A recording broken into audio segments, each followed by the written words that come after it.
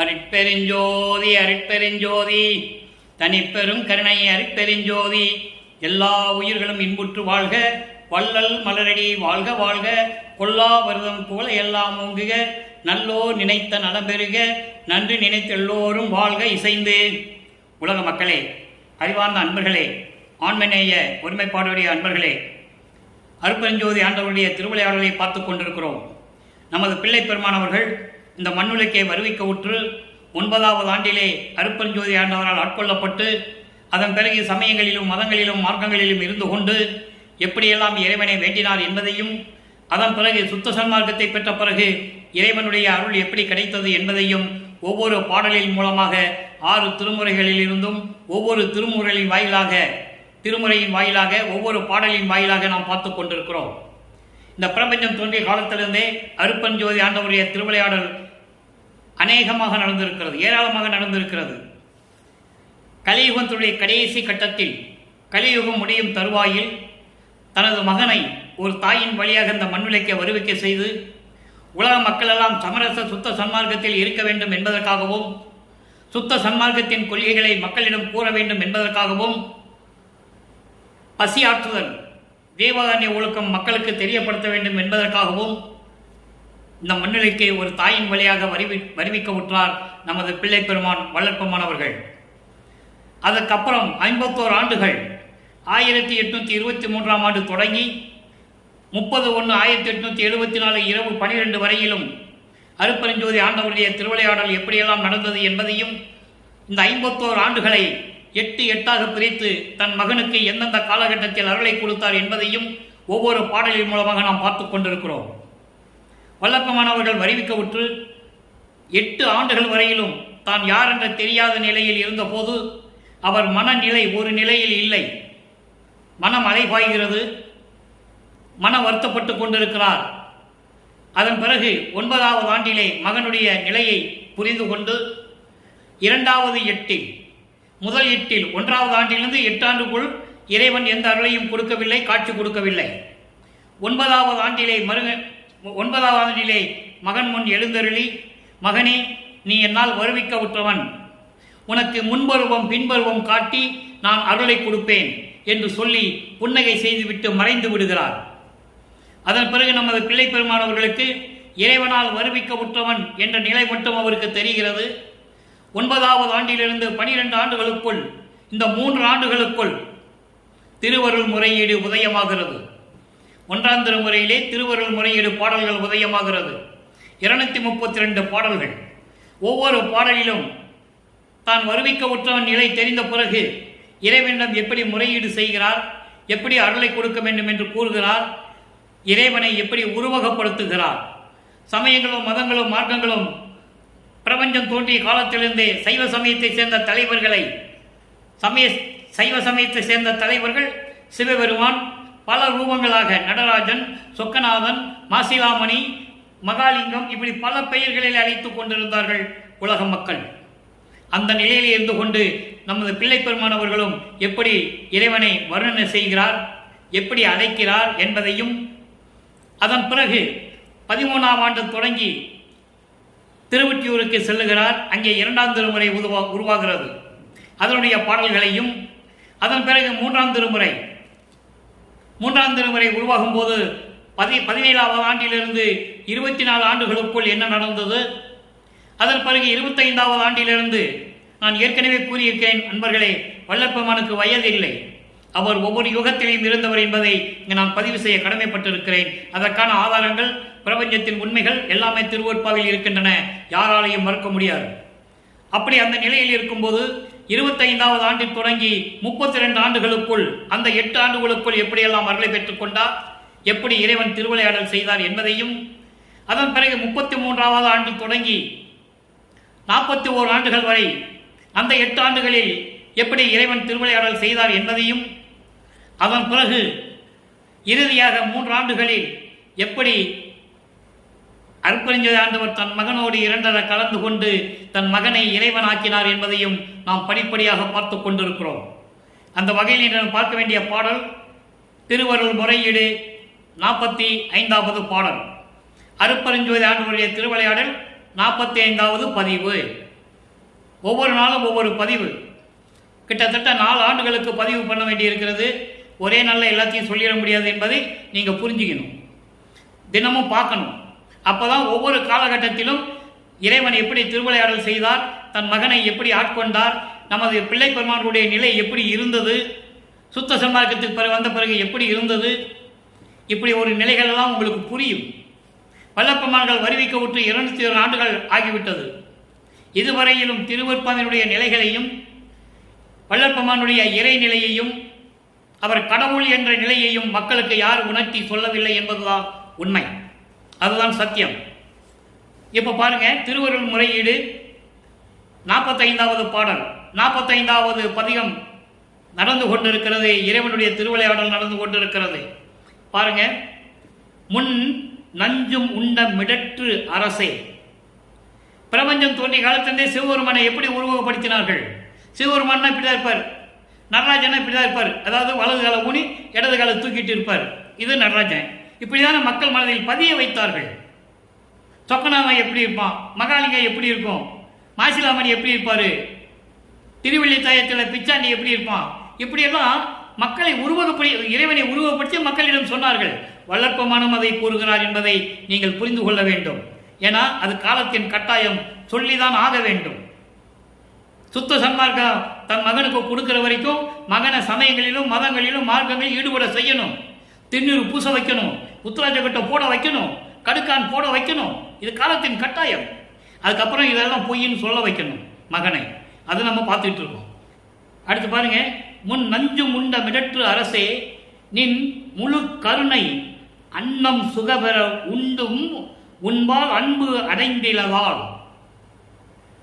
கல் நெஞ்சமோ கட்டை வன் நெஞ்சமோ எட்டிக்காய் நெஞ்சமோ என் நெஞ்சும் என் நெஞ்சமோ தெரியேன் இங்கு என் செய்வதே.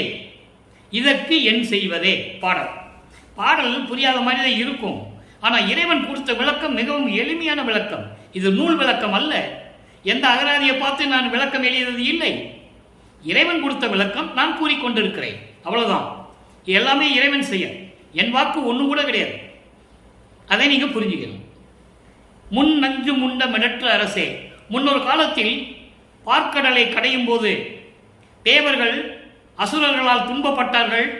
அந்த துன்பத்தை நீக்குவதற்காக, அசுரர்களை அழிப்பதற்காக பார்க்கடலை பாம்பை வைத்து கடைகிறார்கள். அங்கே அமிர்தம் உண்டாகிறது. அந்த அரக்கன், அந்த பாம்பு அதில் விஷத்தை கக்குது. சாப்பிட்டா தேவர்கள் எல்லாம் க்ளோஸ், எல்லாம் இறந்துருவாங்க. அப்போ என் தேவர்களை காப்பாற்றணும். என்ன செய்து எல்லாமே முடிச்சுட்டு இருக்காங்க, தத்தளிச்சுட்டு இருக்காங்க. என்ன செய்வதுன்னு அவங்களுக்கு தெரியல. அப்போ சிவபெருமான் அந்த லஞ்சை எடுத்து தான் உண்டு கழுத்தில் நிறுத்தி கொண்டார். மிடற்று என்பது கழுத்தில் நிறுத்தி கொண்ட விஷத்தை உண்டு கழுத்தில் நிறுத்தி கொண்ட இறைவனே. அடுத்து, நின் முழு கருணை அன்னம் சுகபர உண்டும்.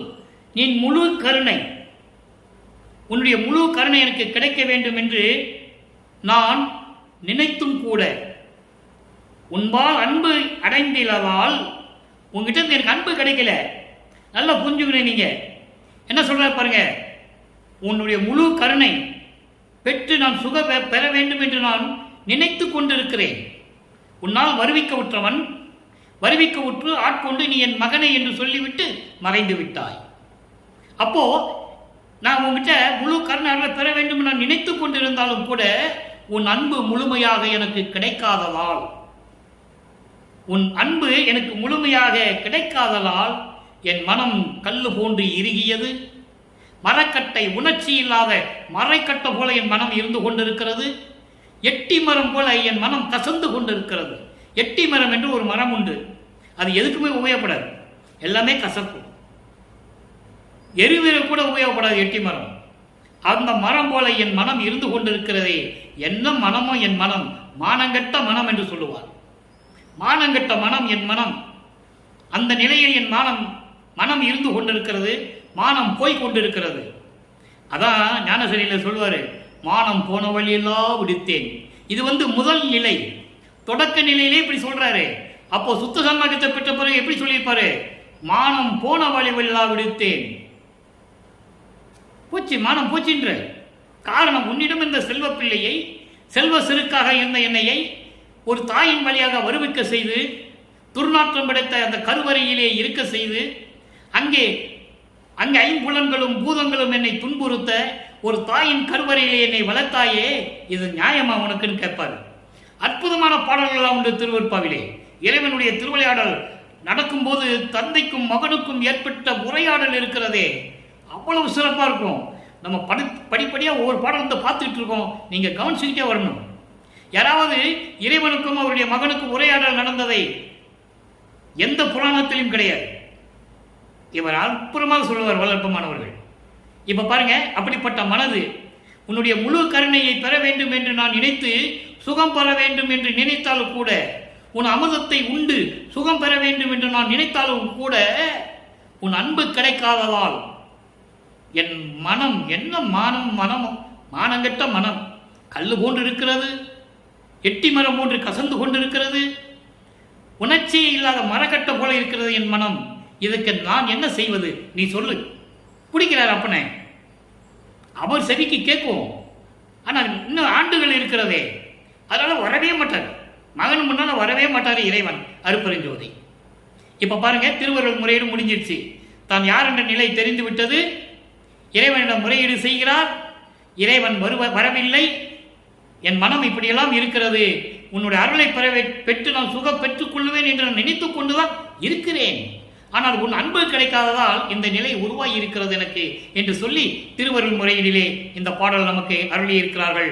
நம்மளை எல்லாம் படைத்து காத்துக் கொண்டிருக்கின்ற அருட்பெருஞ்சோதி ஆண்டவர் ஆகிய வள்ளல் பெருமானவர்கள். இப்ப 2ஆம் திருமுறை உருவாகிறது. 13வது ஆண்டு தொடங்குகிறது. வல்லப்பெருமானவர்கள் வருவிக்கோற்று 13வது ஆண்டு தொடங்குகிறது. திருவொற்றியூருக்கு செல்லுகிறார். திருவொற்றியூர் செல்லும்போது என்ன சொல்ற, எப்படி போறாரே, மனதிடம் சொல்லுகிறார், மனமே கலங்காதே. பல பகுதிகளை நம்ம பார்த்துட்டோம். ஏற்கனவே 4 பதிகம் நம்ம பார்த்துட்டோம். இன்னைக்கு 5வது பதிகம்.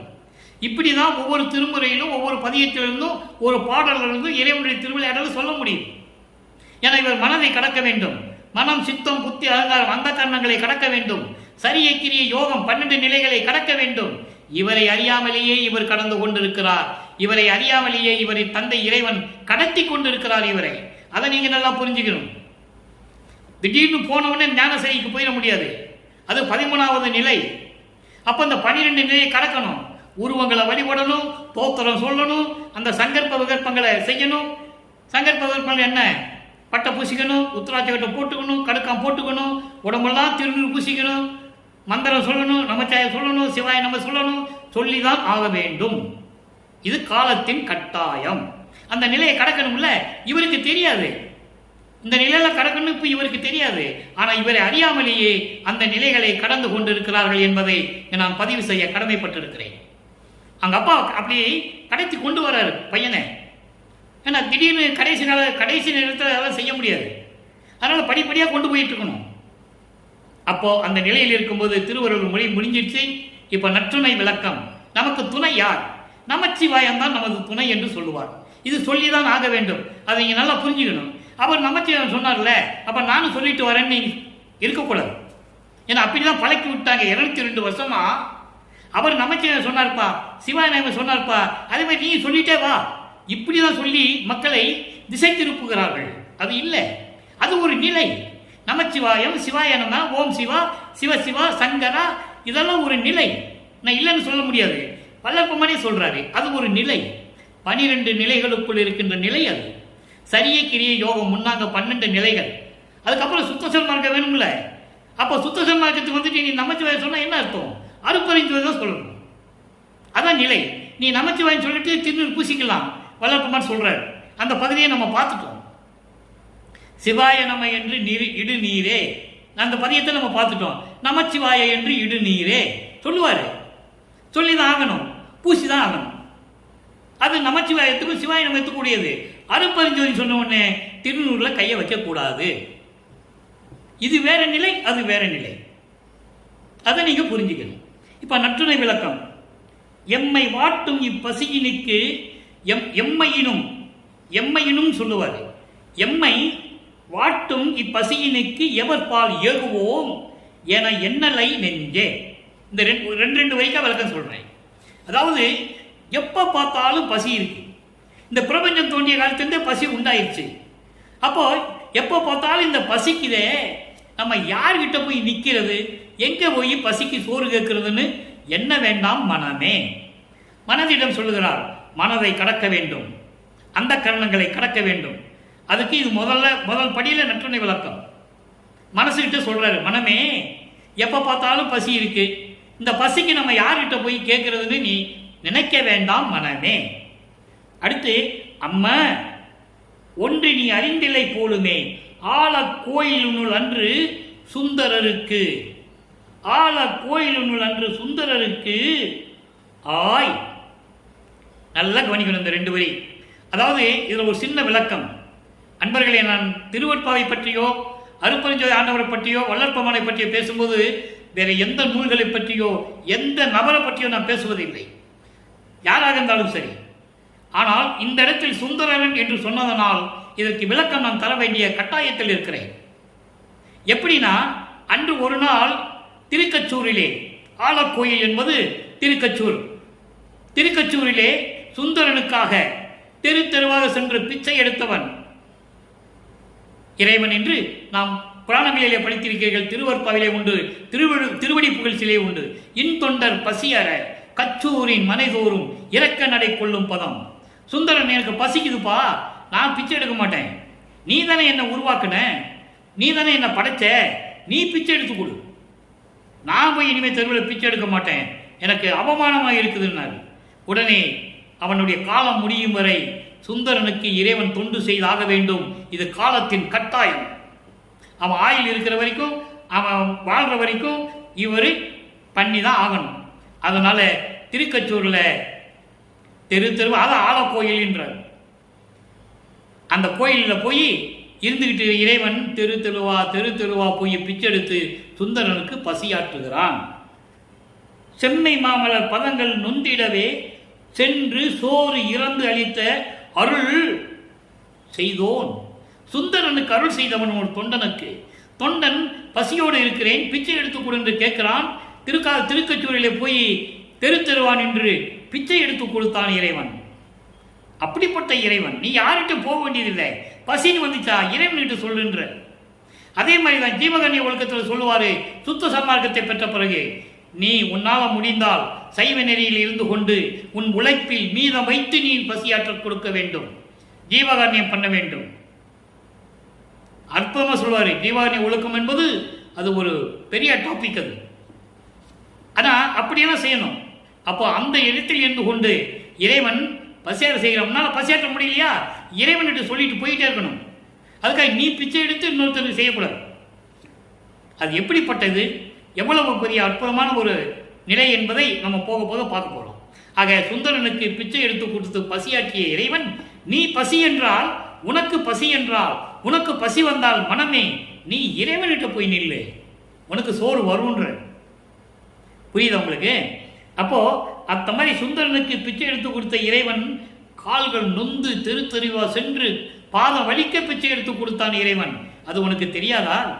ஆகையினாலே நீ என்ன பண்ற, நம்மை ஆளுடைய நாதன் தன் நாமம், நம்மளை எல்லாம் ஆளுகின்ற இறைவனுடைய நாமம் நமச்சிவாயம் இருக்கிறது, அதுதான் நமக்கு துணை என்று சொல்லி இந்த பாடலை நமக்கு அருளி இருக்கிறார்கள். அன்பர்களை நல்லா கவனிக்கணும். திரும்பவும் சொல்றேன், வள்ளலாறு நமச்சிவாயன் சொன்னாருன்னு சொல்லிட்டு சுத்த சன்மார்க்கத்தை வந்து சொல்லிட்டு இருக்கக்கூடாது. அது பின்னால் சொல்றாரு, அதையும் நான் சொல்லுவேன். யார் மறுக்க முடியாது. இதை சமயங்களும் மதங்களும் மார்க்கங்களும் இருந்த சூழ்நிலைகள் வேறு. ஆனால் சுத்த சன்மார்க்கம் வந்துட்டா அருட்பெருஞ்சோதி மட்டும்தான் சொல்ல வேண்டும். அப்பதான் நீ அருட்பெருஞ்சாண்டோடைய அருளை பெற முடியும். உத்தரஞான சிதம்பரம் மாலையில தெளிவா சொல்லுவார். அந்த பாடல் வரும்போது உங்களுக்கு விளக்கம் நிறைய கொடுப்பேன். இப்ப நம்ம எல்லாத்துக்கும் சொல்லும்போது ஒவ்வொரு பாடல் விளக்கம் சொல்ல முடியாது, மனசுல வச்சுக்கங்க. உத்தரஞான சிதம்பரம் வரும்போது, உத்தரஞான சிதம்பரம்னு ஒரு பதிகம் இருக்கு 6ஆம் திருமுறையிலே, அங்க வரும்போது சொல்லுவார், மகன் கிட்ட சொல்லுவாரு, மகனே இங்க வர்றவங்க எல்லாம் பார்த்துக்கோ, எல்லாம் ஏமாத்துறான் சொல்லுவார் பாட்டுல. நம்ம ஆளு யாருன்னு பார்த்து அவனுக்கு அருளை கொடுன்னு சொல்லுவார். அது விளக்கம் பின்னால தரேன், பாட்டில் இருக்கு. இது யாரும் மறுக்கவும் முடியாது, மனசுல வச்சுக்கங்க. அப்போ சிவாய நமன் சொல்லிட்டார், சரியை நிலையை கடக்கிறாரு. நல்லா பண்ணிக்கணும். சரியை கிரியை கடந்து கொண்டு இருக்கிறார் வள்ளற்பெருமான். எப்போ 2ஆம் திருமுறை உருவாகும் போது 16வது ஆண்டிலிருந்து 24 ஆண்டுகளுக்குள் அதை கடந்து கொண்டிருக்கிறார். சரியை கிரிய யோக நிலையை கடந்து கொண்டிருக்கிறார். இவருக்கு தெரியாமலேயே கடந்து கொண்டிருக்கிறார். இவருக்கு தெரியாமலேயே அவருடைய தகப்பனார் அருப்பஞ்சாண்டவர் கடத்தி கொண்டு சென்று கொண்டிருக்கிறார். ஏழா நிலை மிசை ஏற்றி எந்தனக்கே ஆறாறு காட்டி அருப்பெருஞ்சோதி சொல்லுவாரு. எப்போ தத்துவங்களை கடக்கும்போது முதல்ல காட்டுவாரு தத்துவங்களை அருப்பெருஞ்சோதி, பிறகு மகனை கடத்தி கொண்டு போயிடுவாரு. தகவல் இருக்கு, யாரும் மறக்க முடியாதையா, அவ்வளவு விளக்கங்கள் இருக்கு திருவருட்பாவில். அப்போ இந்த நிலையை கடந்து கொண்டிருக்கிறார். அப்போ மூன்றாம் திருமுறை உருவாகிறது. மூன்றாம் திருமுறை உருவாகிறது 24 ஆண்டுகளுக்குள். வல்லப்பெருமானவர்கள் வருவிக்க உற்று 24 ஆண்டுகளுக்குள் என்ன நடந்தது? முதல்ல 8 ஆண்டுகள்ல ஒண்ணுமே இல்லை. அடுத்த 8 ஆண்டுல ஆட்கொண்டு விட்டு சென்று விட்டார். அவ்வளவுதான், ஆட்கொண்டு சென்று விட்டார். இவர் நமச்சிவாயா சிவாய நம சிவ சிவான்னு சொல்லிட்டு திருவொற்றியூரிலே இருக்கிறார். அதுக்கப்புறம் மூன்றாம் திருமுறை உருவாகிறது. மூன்றாம் திருமுறையை பாருங்க, எப்படி இறைவனை சொல்லுகிறார். திருவுலா வியப்பு. திருவுலா வியப்பு என்பது இறைவன், அதாவது தியாகராஜ பெருமான் பவனி வருகிறார் என்று ஊர் மக்கள் சொல்லுகிறார்கள்.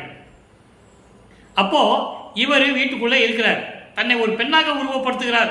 அது வேற விஷயம், அதை விட்டுங்க. ஏன்னா ஏன் பெண்ணாக உருவப்படுத்துகிறார்னா, இறைவன் மீது உள்ள காதலை, ஒரு பெண் ஒரு ஆணை காதலித்தால் அந்த காதலுடைய சிறப்பை ஒரு பெண்ணால் தான் சொல்ல முடியும், அந்த பெண் தோழியிடம் தான் சொல்ல முடியும் என்ற நிலையை உருவாக்குவதற்காக இந்த பாடலை அருளியிருக்கிறார்கள். இவர் இறைவன் மீது எவ்வளவு காதல் கொண்டுள்ளார், மனம் எப்படி அலை பாய்ந்து இவருக்கு முன்னால் அங்கு போகுது. அங்க என்ன சொல்லுவாரு, மனசுகிட்ட நமச்சிவாயா அதான் நமக்கு துணை சொல்லுவாரு. இங்க மனசுகிட்ட என்ன சொல்லுவாரு? அப்போ நிலைகள் மாறுது. மூன்றாவது எட்டில் இறைவன் எப்படி அருளை கொடுக்கிறார் உலக மக்களுக்கு சொல்லணும். திருவருட்பானா என்ன நினைக்கிறீங்க நீங்க? இறைவனுக்கும் தந்தைக்கும் மகனுக்கும் உள்ள உறவை, பிரபஞ்சத்தின் உறவை, இதனால் மறைக்கப்பட்ட பிரபஞ்சத்தின் உண்மைகளை, உண்மையான இறைவன் யார் என்பதை உலக மக்களுக்கு தெரிவிப்பதற்காகத்தான் திருவருட்பா உருவானது. அந்த சமயங்களிலும் மதங்களிலும் ஆண்கள் இருக்கும்போது எப்படி துன்பப்பட்டேன் என்பதை இறைவனே சொல்லுகிறார். அதான் திருவருட்பா. நல்லா புரிஞ்சுக்கணும். எல்லா இலக்கியங்களும் இலக்கணமும் மனிதர்களால் உருவாக்கப்பட்டது. இல்லை என்றால் இறைவன் ஆட்கொண்டு இறைவனுடைய அருளை பெற்றுக் கொண்டு உருவாக்கி இருப்பார்கள். திருவருட்பா அப்படி அல்ல. இறைவனை எழுதியது திருவருட்பா, இறைவனை மக்களுக்கு பறைசாட்டியது திருவருட்பா என்பதை நான் பதிவு செய்ய கடமைப்பட்டிருக்கிறேன். அதுக்கு அடுத்து பாருங்க, எப்படி இறைவனை உருவப்படுத்துறாரு, எப்படி பவனி வருகிறாரு, இவர் மனம் எப்படி அலை பாயுது, எவ்வளவு அற்புதமா இருக்கும் தெரியுமா? பாடலை பாருங்க.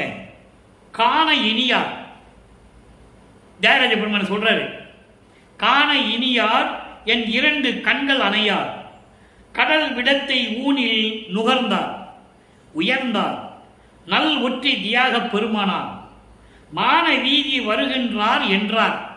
யார் சொல்றாங்க? மக்கள் சொல்றாங்க.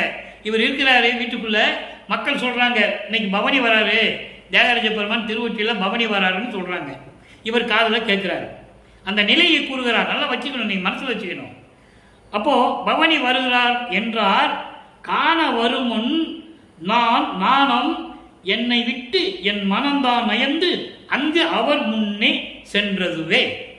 பாடல் எப்படி சொல்றாரு பாருங்க. இப்படி தியாகராஜருக்கு பெருமான் ரொம்ப இனிமையானவர், இனிய சொற்களை பேசக்கூடியவர், என் 2 கண்கள் போன்றவர், கடல் விடத்தை, கடலில் உண்டான விஷத்தை உண்டவர். அதை நம்ம ஏற்கனவே விளக்கம் கொடுத்துட்டோம். திருவள்ளுவர் முறையீடிலே சொல்றார், கழுத்தில் நிறுத்தி கொண்டவர், விஷத்தை உண்டு கழுத்தில் நிறுத்தி கொண்டவர். இப்படியெல்லாம் இருக்கும்போது ஊர் மக்கள் சொல்லுகிறார்கள், இன்று தியாகராஜ பெருமான் பவனி வருகிறார் என்று சொல்லுகிறார்கள்.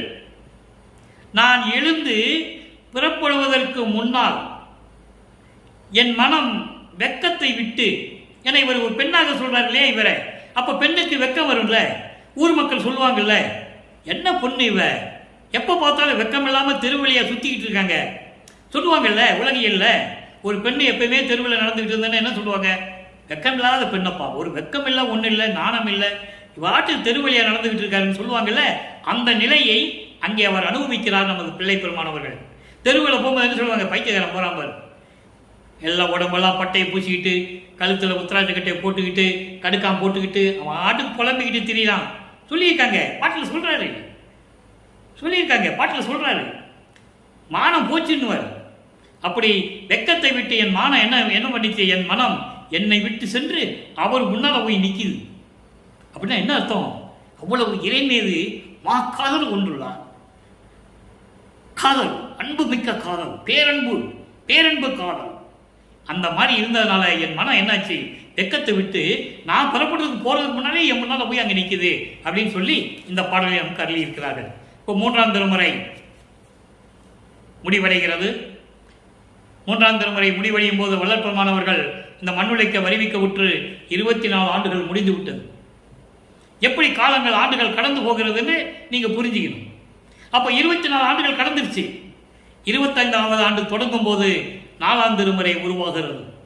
இங்கதான் இறைவனுடைய திருவிளையாடல் கிட்டத்தட்ட ஒரு 60% இங்கே உறுதியாகிறது.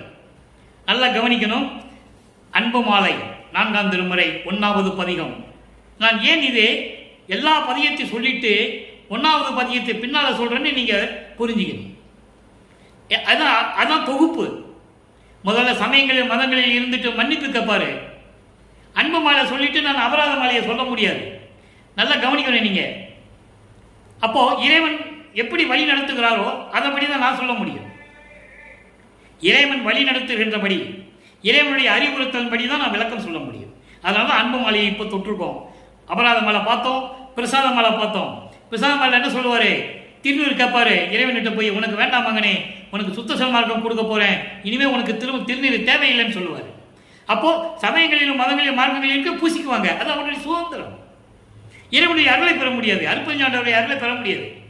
சிவபெருமான், அந்த சைவ சமய தலைவர்கள் இருக்காங்கல்ல, சிவபெருமான், நடராஜன், அவங்களுக்கு என்ன ஒரு பாத்தியப்பட்டதோ அதுக்குள்ள அவங்க அவர்கிட்ட கேட்டு வாங்கிக்கலாம். ஆனா அருட்பெருஞ்சாண்டவர்கிட்ட வர முடியாது. அதை தெளிவா சொல்றாரு, யாரும் மறுக்க முடியாது. பாடல்கள் உண்டு, ஆதாரங்களை என்னால் எடுத்து காட்ட முடியும். அதுக்கப்புறம் இப்போ அன்பு மாலையில பாருங்க, அன்பு மாலை 31 பாடல், அருள் பிரகாச மாலை 100 பாடல். இந்த 2 பதிகங்களுக்கும் ஏற்கனவே நமது யூடியூப் சேனலில் விளக்க நான் கொடுத்துருக்கேன். நீங்க வள்ளலார் அருட்பெருஞ்சோதி கிருஷ்ணமூர்த்தி என்ற சேனலை நீங்க டைப் பண்ணி அன்பு மாலை அப்படின்னு டைப் பண்ணீங்கன்னா அன்பு மாலையுடைய 31 பாடல் விளக்கம் வரும். நான் ஏற்கனவே விளக்கம் கொடுத்துட்டேன். 6 திருமுறைக்கும் இறைவன் அருளால் விளக்கத்தை பெற்று தான் நான் உங்ககிட்ட பேசிட்டு இருக்கேன். இப்ப இறைவனுடைய திருவிளையாடலை சொல்லியிருக்காரு வள்ளற்பெருமானவர்கள், அதை நான் சொல்லிக் கொண்டிருக்கிறேன். அப்போ இந்த அன்பு மாலை பதிகம் நமக்கு மிகவும் முக்கியமானது. நான் ஏற்கனவே சொன்ன விளக்கம் தான். அதை பார்க்காதவர்கள் இப்போ தெரிஞ்சுக்கலாம். சொல்ல வாய் மணக்கும், நினைக்க உள்ளம் இனிக்கும். திருவற்பா சொல்ல வாய் மணக்கும், நினைக்க உள்ளம் இனிக்கும், உடம்பு பூரிப்படையும், மனக்கவலைகளா விட்டு பறந்தோம். திருவருப்பா பற்றி சொன்னா அதை நீங்க அனுபவத்தில் தான் தெரிஞ்சுக்க முடியும். பாடல் பாருங்க. அற்புத பொன்னம்பலத்தை ஆடுகின்ற அரசே. இதுவரைக்கும் நம்ம 3ஆம் திருமுறை பார்க்கிற வரைக்கும் திருவொற்றியூரில் இருக்கின்ற இறைவனு, சிவபெருமானு, தியாகராஜ பெருமானு, பல கழுத்துல பாம்பு போட்டிருப்பாரு, அதை போட்டிருப்பாரு, இதை போட்டிருப்பாரு, உருவங்களை சொல்லிக்கிட்டே இருப்பாரு. இங்க அது வரவே வராது. நல்லா கவனிக்கணும். அற்புத பொன்னம்பலத்தை, காலங்கள் நெருங்கிட்டு இருக்கு. மகனை கொண்டு வந்துகிட்டு இருக்காரு. அடுத்து சுத்த சன்மார்க்கத்தை கொடுக்கணும். இந்த 4ஆம் திருமுறை முடிஞ்ச உடனே சுத்த சன்மார்க்கத்தை கொடுக்கணும். அற்புத பொன்னம்பலத்தை ஆடுகின்ற அரசே, ஆர் அமுதே, அடியேன் தன் அன்பே, என் அறிவே. இறைவனை சொல்றாரு. எப்படி சொல்றாரு பாருங்க.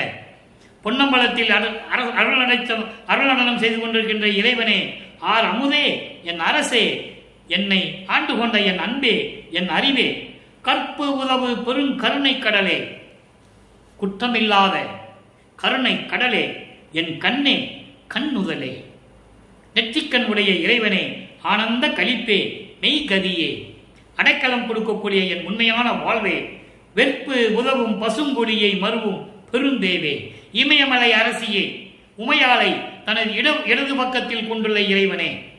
ஒரு இடத்துல உருவப்படுத்துவார். வேத ஆகம முடியில் விளங்கும் ஒளி விளக்கே. வேதங்கள் 4, ஆகமங்கள் 28, இவர்கள் விளக்கங்கள் மேல் விளங்கிக் கொண்டிருக்கின்ற இறைவனே, பொற்புறவே இவ்வுலகில் பொருந்தும் சித்தன் ஆனேன். சித்தன் ஆனேன் அண்டர்லைன். யார் என்ன கடவுளாயிட்டு சொன்னதே கிடையாது பிரபஞ்சத்தில். வள்ளப்பெருமான் சொல்லுகிறார் சித்தன் ஆனேன். அப்போ இறைவனுடைய திருவிளையாடல் அங்கே நடக்க போகுது. நல்லா புரிஞ்சுக்கணும். இறைவனுடைய திருவிளையாடல் நடக்க போகுது. நான் சித்தன் ஆனேன், கடவுளாகிவிட்டேன். எப்படி? அருள் தகுதியை பெறவே. அருள் தகுதியை பெற்றால் தானே கடவுளாக முடியும். அப்ப அருள் தகுதி என்னது?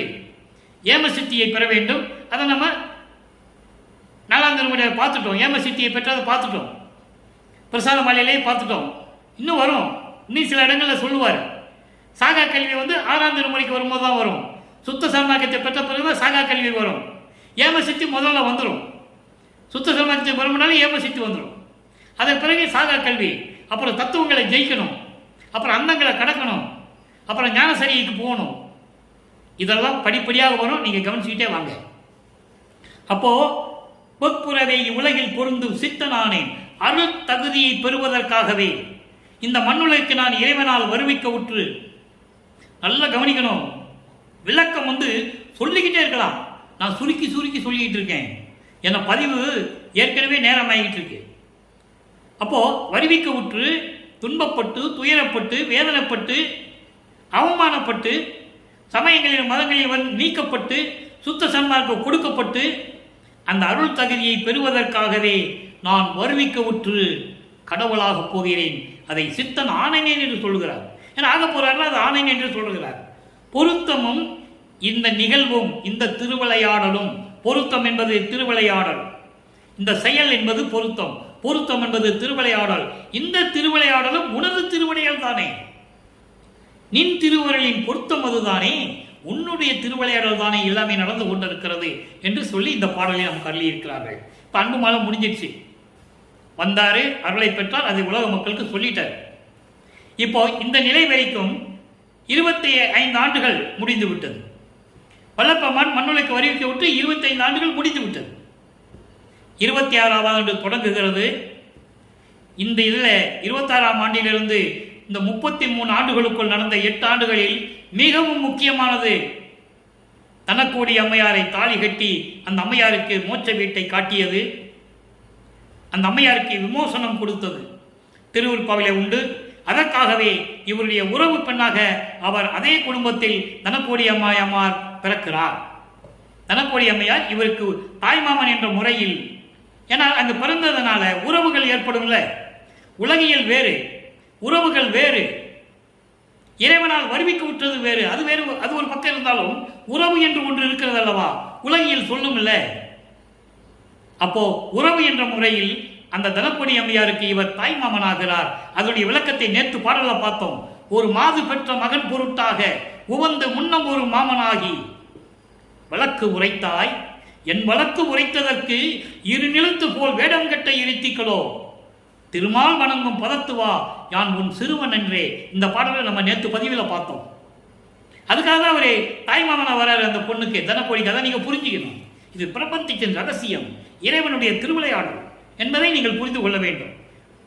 அப்போ அப்படிப்பட்ட நிலையில் இருக்கும்போது இதெல்லாம் முடிஞ்சிருச்சு.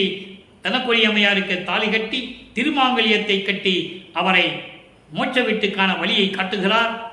அந்த அம்மாவுடைய பாவங்களையும் துயரங்களையும் நீக்கி விமோசனம் தருகிறார்.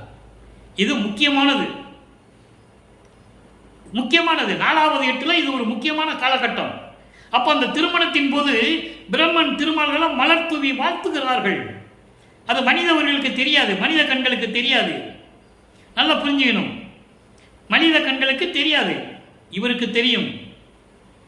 அப்போ வாழ்த்துகிறார்கள், மலர் தூவி வாழ்த்துகிறார்கள். என் அம்மை சிவகாமி வள்ளியும் என் தந்தை அருட்பெருஞ்ஞாண்டவர் வரவில்லை என்று என் மனம் எப்படி துடித்தது தெரியுமா என்றெல்லாம் சொல்லுவார். அது அருட்பிரகாச மாலையிலே உண்டு. அந்த பாடல் வரும்போது விளக்கம் தெரிந்து கொள்ளலாம். இப்போ சுத்த சன்மார்க்கத்தை பெறப்போகிறார். சுத்த சன்மார்க்கத்தை பெறுவதற்கு முன்னால், சுத்த சன்மார்க்கம் இன்னும் வாங்கலை, கொடுக்க போறாருன்னு தெரிஞ்சு போச்சு, கொடுக்க போறாருன்னு தெரிஞ்சு போச்சு, அப்பா கொடுக்க போறாருன்னு தெரிஞ்சு போச்சு மகனுக்கு. அப்போ இந்த சமயங்களையும் மதங்களையும் விட்டு உள்ள போகும்போது என்ன நடந்தது உலக மக்களுக்கு சொல்லணும்ல.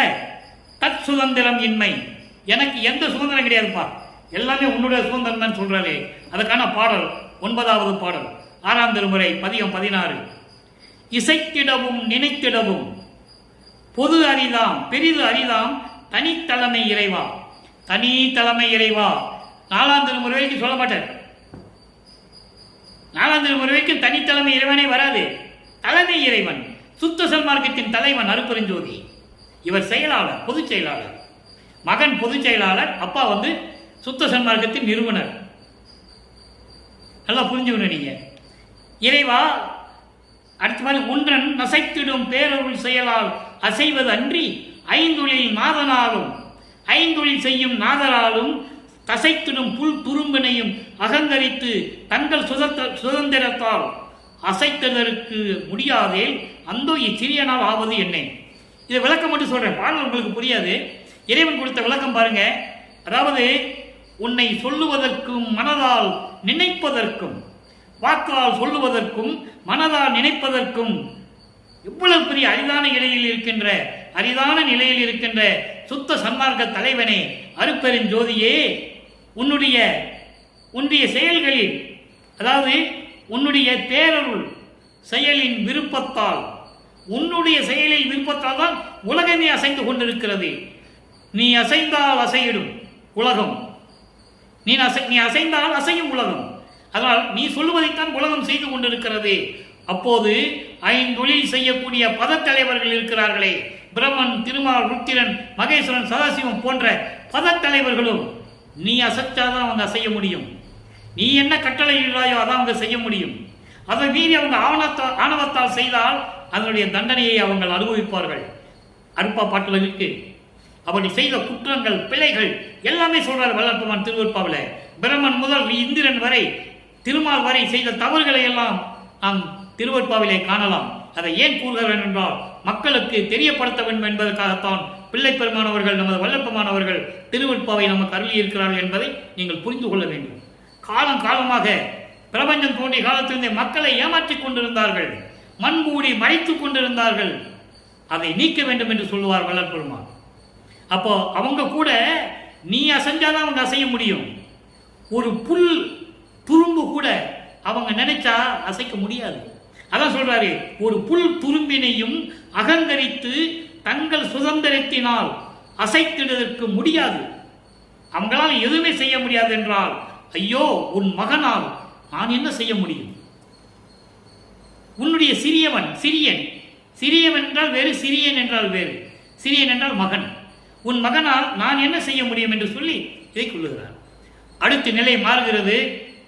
ஒளிமயமாகக்கூடிய அந்த ஒரு அனுபவம் இருக்குல்ல, தன்னை ஒளிமயமாக்க வேண்டும். அந்த ஒளிமயமாக்கக்கூடிய ஒரு அனுபவம் இருக்குல்ல, அதை அனுபவிச்சா அதுக்கு ஈடு இணை எதுவும் இல்லை.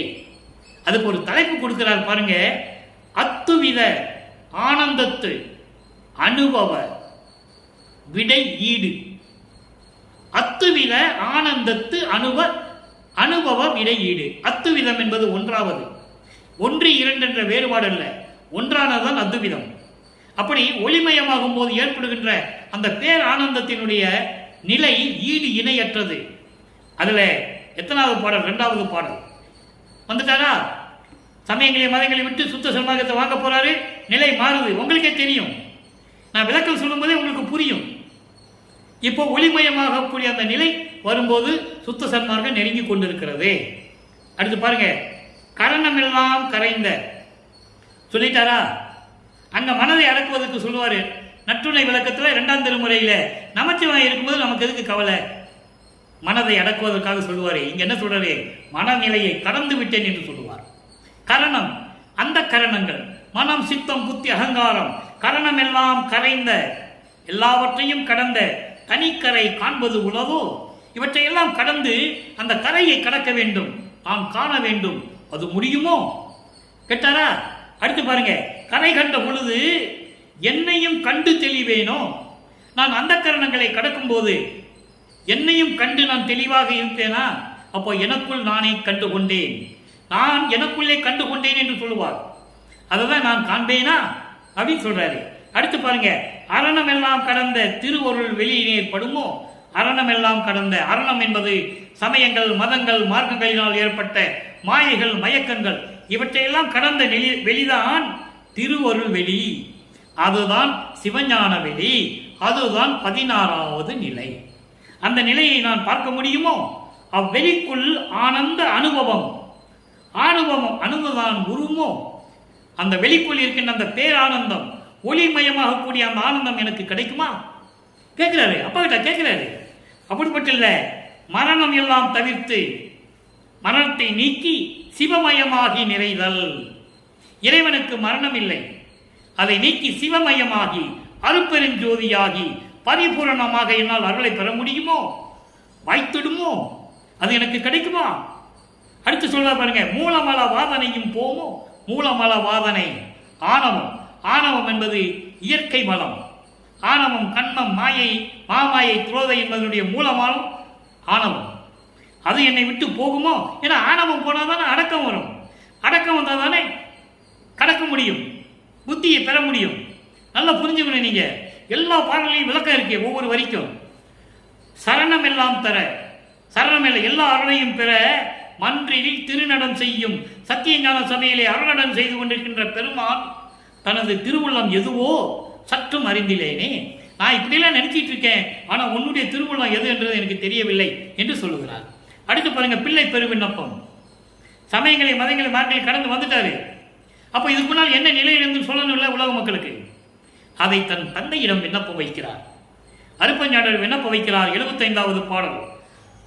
அறிவு ஒரு சிறிது இங்கு அறிந்த நாள் முதல் என் அப்பனே, நான் 9 ஆண்டுகள் வரையிலும் எனக்கு அறிவு இல்லை, எனக்கு என்ன செய்வதே தெரியாது.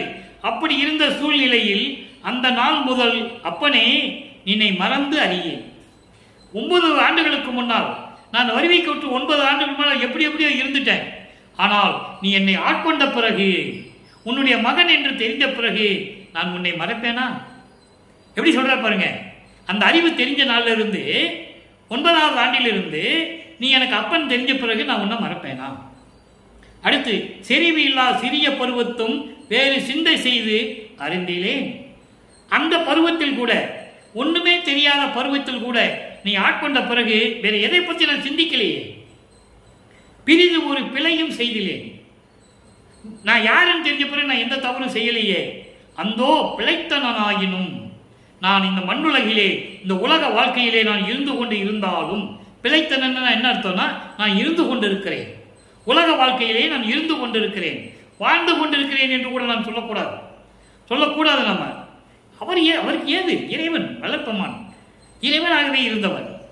அதனால இந்த உலகின் நடைகளில் நான் இருந்த போதிலும் கூட குறைவுற கொண்டே என்னுடைய தகுதியை நினைத்து என்னுடைய பிழைகளை எல்லாம் மன்னிக்க வேண்டும்.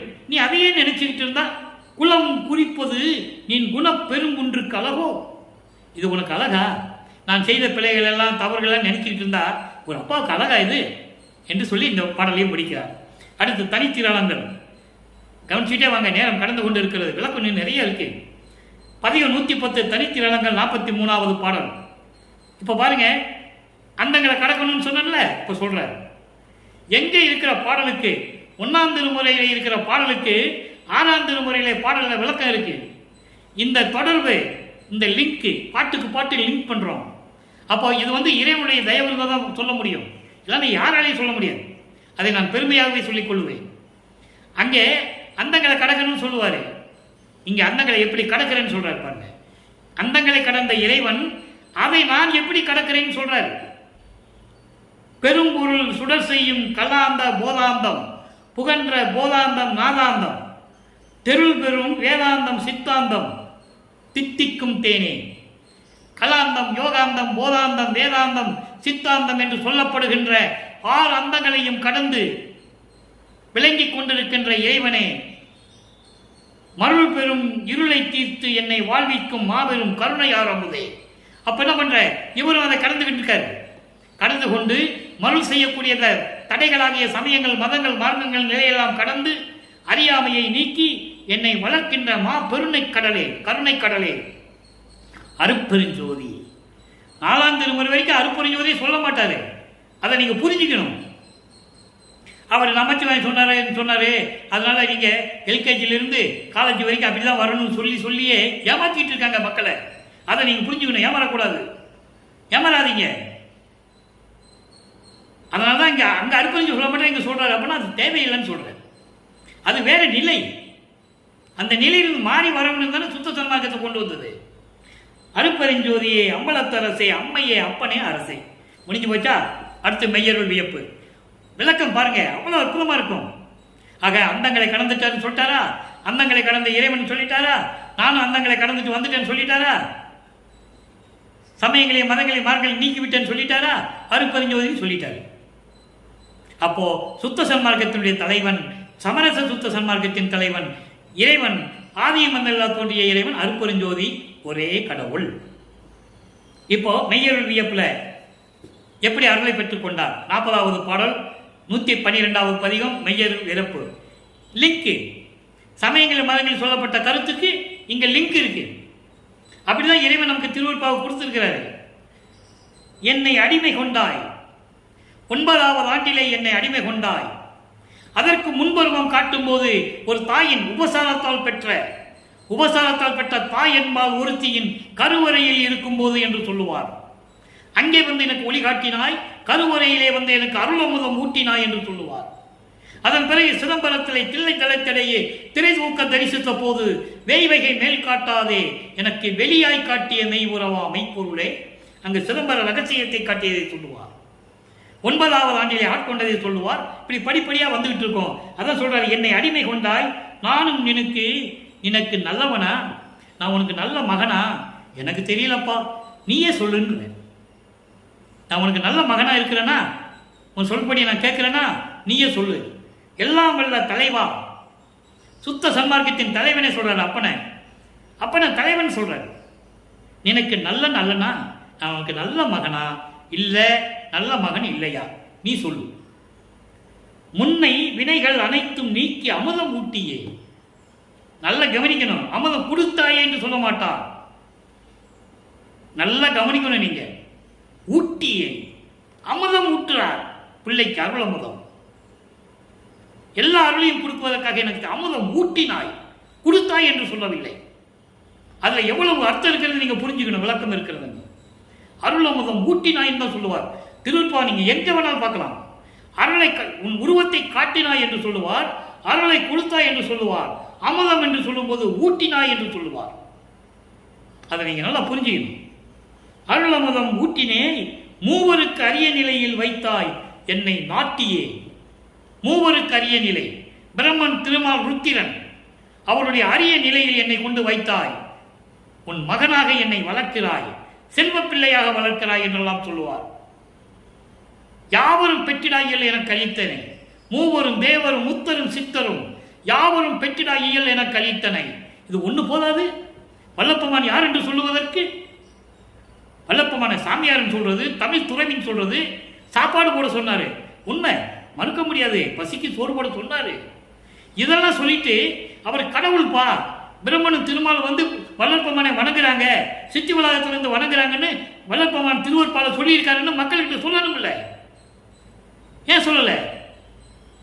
நினைச்சு பாருங்க. ஆக வல்லப்பமானுடைய இறைநிலையை, கடவுள் நிலையை இங்க சொல்றாரு. மூவருக்கும் அரிய நிலையில் என்னை வைத்தாய். பிரம்மன், திருமால், ருத்திரனை நான் பெரியவன் சொல்றாரு. ஒரு பாட்டில் சொல்லுவாரு. அருப்பஞ்சாண்டவர் மகன் கிட்ட கேட்பாரு, மகனே பிரம்மன் திருமாலாம் வந்து காத்துட்டு இருக்காங்கப்பா அப்படின்னு கேட்பாரு. நீ போய் பேசு, நான் பேச முடியாது பாரு. செத்து செத்து பிறந்து பிறந்து பிறந்து செத்து செத்து பிறக்கும் இவர்கள் என் முன் வழியிலர் என்று சொல்லுவார். எனக்கு நிகரானவங்களே கிடையாதுன்னு சொல்லுவாரு. அதை ஏன் சொன்னாரு? உலக மக்களுக்கு தெரியப்படுத்தணும். மூடி மூடி எத்தனை நாளைக்கு மறைக்க முடியும்? சொல்லணும், உலக மக்களுக்கு சொல்லணும். அப்பதான் உலக மக்களுக்கு தெரியும். அடுத்து அரிய சிவ சித்தாந்த வேதாந்த முதலாம் ஆனந்தன் அந்த நிலை அறிந்தேன் சொல்லிட்டாரா? இவர் கடக்கிறாரு இறைவன், நானும் கடந்துட்டேன்னு சொல்றாரு. அப்படியெல்லாம் நான் கடந்த நிலை அறிந்தேன், அப்பால் நின்று ஓங்கும் பெரிய சிவ அனுபவத்தால் சமரச சுத்த சன்மார்க்கம் பெற்றேன் சொல்லுவார். இது எங்க சொல்றாரு? அங்க சொல்லுவார். அனுபவ மாலை 6ஆம் திருமுறை 147வது பதியத்தில் சொல்லுவாரு. அங்க லிங்க் இருக்கு. இறைவன் கடந்த இறைவன் சொல்லுவாரு, இவர் கடந்தது சொல்லணும்ல, அங்க சொல்லுவாரு. 147வது பதிகம் அனுபவ மாலையில சொல்லுவாரு. 5வது பாடல்ல இருந்து சொல்லுவாரு, நானும் கடந்துட்டேன், அதுக்கப்புறம் தான் சுத்த சன்மார்க்கத்தை பெற்றேன்னு சொல்றேன். அப்ப அது வரைக்கும் சுத்த சன்மார்க்கம் யார்கிட்ட இருந்தது? அருட்பெருஞ்சோதி ஆண்டவர்கிட்ட இருந்தது என்பதை நீங்கள் மறந்துவிடக்கூடாது. இந்த கருத்தை நான் பதிவு செய்ய விரும்புகிறேன். அடுத்து சிவசிவ ஜோதி சிறிய ஒரு விளக்கம். ஏகாந்தமாகிய ஜோதி, ஏகாந்தம் என்பது ஒரே இறைவன். ஒரே இறைவன் அருட்பெருஞ்சோதி. என்னுள் என்றும் பிரியாது இருக்கின்ற ஜோதி, என் உள்ளத்தில் கலந்து என்றும் பிரியாமல் இருக்கிற ஜோதி. இது அகவல்ல சொல்லுவாரே, எம்மை என்னும் என்னை விட்டு இறையும் பிரியாது, அம்மையும் அப்பனுமாம் அருட்பெருஞ்சோதி. அடுத்து சாகாத வரம் தந்த ஜோதி. சுத்த சன்மார்க்கத்தை பெற்றுட்டார்ல, அப்ப சாகா வரம் வந்துடும். நல்லா புரிஞ்சுக்கணும். அதனால அது தொடர்ச்சியா நான் விளக்கம் கொடுத்துட்டு இருக்கேன். சாகா வரத்தை வாங்கியாச்சு. என்னை தானாக்கி கொண்டது ஜோதி. என்னை அருட்பெருஞ்சோதி ஆக்கிவிட்டார் என் தந்தை. நானும் என் தந்தையும் ஒன்றாகிவிட்டோம். அருட்பெருஞ்சோதி கடவுள், என் தந்தை என் உள்ளத்தில் இருக்கின்றார், நானும் கடவுளாகிவிட்டேன் என்று சொல்லி இந்த பாடலையோடு இன்றைய அருட்பெருஞ்சாண்டோடைய திருவிளையாடலை முடிக்கிறோம். எனவே அன்பர்களே, காலம் நெருங்கிவிட்டது நேரம். நீங்கள் எல்லாம் இறைவனை வணங்கி சுத்த சன்மார்க்கத்தில் இருந்து என்னுடைய அருளையும் பொருளையும் எல்லாம் பெற்றுக்கொண்டு இந்த வையகத்தில் வாழ்வாங்க வாழ வேண்டும் என்று வாழ்த்தி என்னுடைய ஆசியாலையும் கருணையாலையும் விடைபெறுகிறேன். இந்த வள்ளலார் ஒளியன். மீண்டும் சந்திப்போம். நன்றி, வணக்கம். அருட்பெருஞ்சோதி அருட்பெருஞ்சோதி தனிப்பெருங்கருணை அருட்பெருஞ்சோதி. நாளையும் அருட்பெருஞ்சோதி ஆண்டவருடைய திருவிளையாடல் தொடரும்.